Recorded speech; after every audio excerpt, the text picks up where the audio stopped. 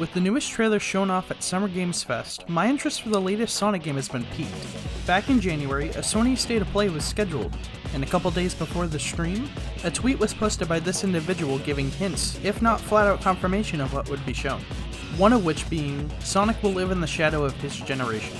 And with just that, the fanbase went crazy with a remastered version of Generations on its way, and seemingly to be featuring a playable Shadow. My first impressions to the news was, hey, I like Generations, and adding Shadow to the mix as a way to tie in for the third movie, by the way I love the Knuckles show, sue me, is an easy way to introduce fans to a past beloved game.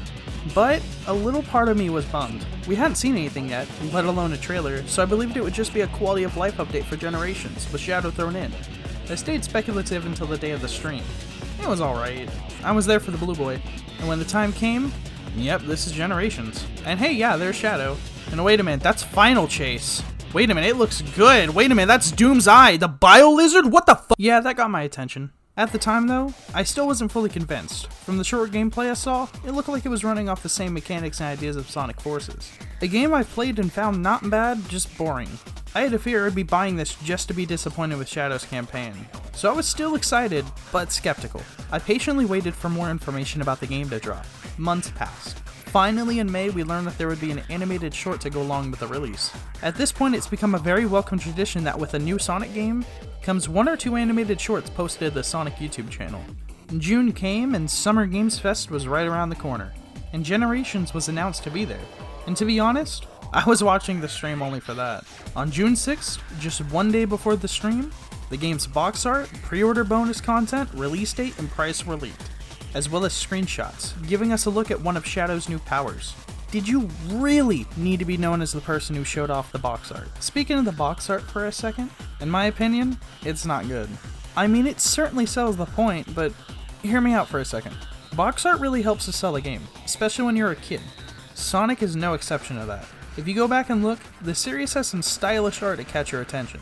The first game just goes, this is Sonic, he's cool, play it. Sonic 2 went a little further, like, this is Sonic, this is the second game, he has a sidekick now, play it.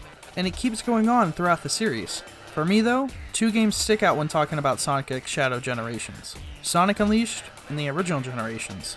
Sonic Unleashed does a good job of showing off the game's main mechanic right on the cover, the day and night system. On one side, the daytime with Sonic, and on the other, the nighttime with the Werehog. This shows off the main premise of the game just with the cover. And as for Generations, it's very straightforward. We got the Sonic when you were a kid, maybe, and the Sonic now, both in one game together. Short, simple, all you need to know, and then here comes Shadow bursting right in the middle with a brand new render. But modern and classic Sonic still use the same renders, now poorly edited to match the style and the lighting. This cover screams poorly fan-made to me, and I feel bad for saying that. It does its job in telling you this is Generations with Shadow included, but I was really hoping for something similar to Sonic Unleashed, with Sonic on one side and Shadow on the other, which is exactly what the Japanese cover did. Are you Right when I was in the middle of putting the final touches on audio, they had to casually drop the fact the Japanese cover will be a reverse cover for the international release also, making this section pointless. But also goes to show that criticisms are noticed, and when they can, they do take actions to correct mistakes. The other thing shown off in the image is bonus content. Gerald Robotnik's journal giving us details about Shadow's creation, and the Sonic Adventure Legacy skin, which was something I was hoping would come to the game. In recent years, most Sonic games have had some sort of customization when it comes to Sonic. So when this game was announced, I was hoping that'd be a feature. Now it's not just a straight up one-for-one remake of the original Dreamcast model, which I'm alright with. June 7th finally came and we got the trailer. It revealed 2 new stages for Shadow. Bullet Station from Sonic Heroes, and surprisingly Kingdom Valley from Sonic 06. Part of me really hopes they don't show off all of Shadow's stages before release. The original generation showed everything off before release, but it would have been a bigger impact on people having to guess what stage was coming up next. At the end of the trailer, we got a preview of Shadow's new power in motion. I'm glad someone at Sega said, we should give Shadow wings, and everyone agreed because this is such a cool look.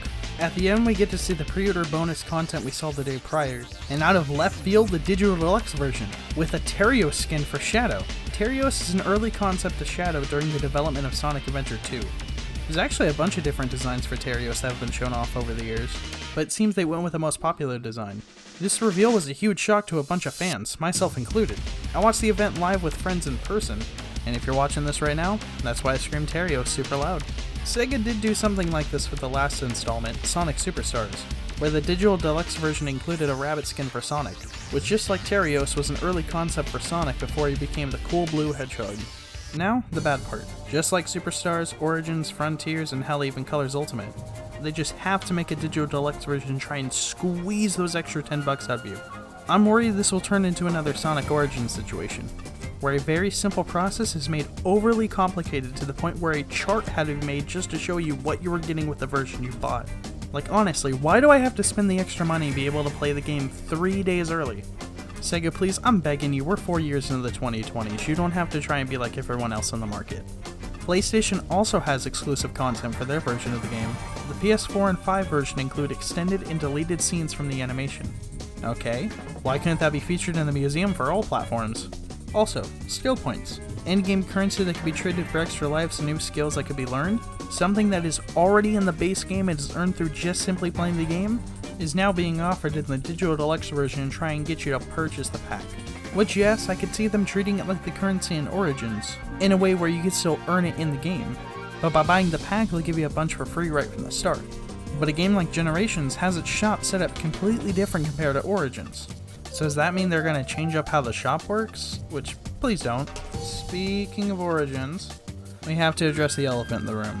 When Sonic Origins was close to being released, Sega delisted Sonic 1, 2, 3, CD, and Knuckles from most digital platforms. And what is Origins? A new compilation of those games. This left a sour taste in everyone's mouth, and still to this day feels scummy, like Sega going, what, those? Nah, you don't want those games, you want to spend your money on this new collection! And while you're at it, why not get the digital deluxe version? Fans have been working on mods and improvements for Generations for almost 13 years now. The director of Sonic Frontiers himself said that the team views fan mods and creations as rivals to surpass, giving almost a friendly competition to it. It feels like them going, if the fans are able to make this, we have to go above and beyond. But if they just delist the game so they could sell you the new version, again, sour taste left in the fans' mouth. The game does look great, but leave the original version alone so people who love it in the mods can still go back and enjoy the experience. Now, Sega delisted the games a month before Origins came out, so I guess we'll just have to wait and see in September. That section went on for a little longer than I was hoping, but these criticisms do come out of the place of love for the franchise. I want nothing but for this game to be great, and I really do think it will be. I haven't even talked about the actual gameplay yet, which looks great. From what we've seen, Generations is Generations. We know both classic and surprisingly modern Sonic have received the drop dash ability seen in previous games, but it's not sure if they'll add more new skills. Although not flat out said yet, skins for classic Sonic have been reported to be coming, and of course while writing this, a skin based on the model from Sonic Jam was shown off. Although you do have to sign up for the game's newsletter in order to get it. Just like Frontiers with the soap shoes and classic Amy in her modern outfit in Superstars, I look at these and ask, can't these be in the base game? Skins have been very funky. Want these cool skins for Superstars? Hope you shop at Kroger. Cute little diner outfit for Amy? Hope you like pancakes.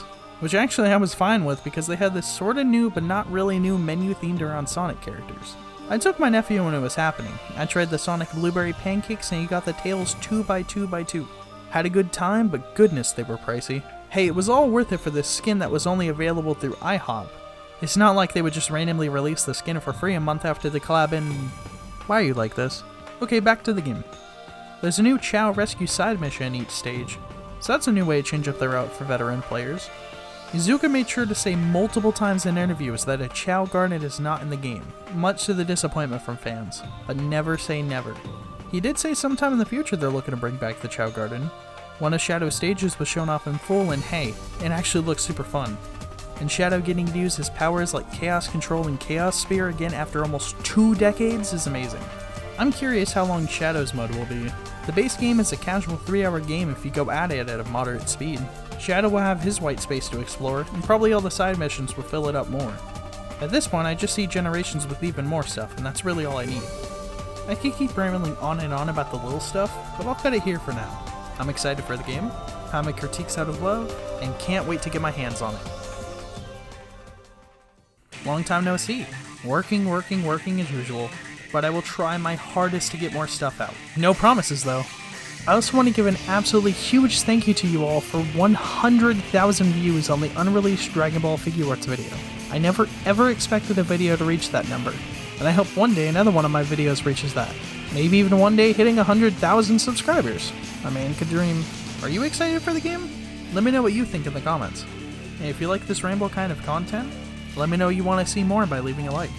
Or want to support the channel? Why not subscribe? Until next time, have a good day.